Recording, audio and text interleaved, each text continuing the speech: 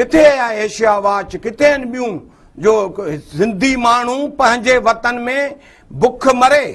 केतिरा मरनि था रोज़ था ॾिसूं, पाण पंहिंजे अखियुनि सां ठटे में ॾिठो त हिकिड़ी ट्रक मां हिकिड़ी ॻोथरी किरी अटे जी फाटी पई त उहे बच्चा असांजा उहो अटो मिटी समेत मेड़े झोली में पिया खाइनि। केॾी शर्म जी ॻाल्हि आहे।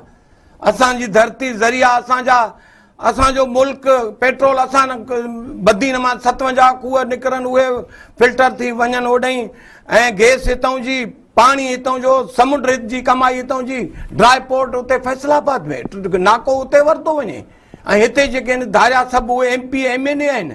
असां सिंधी माण्हू बुख ऐं बदहाली में मरूं था।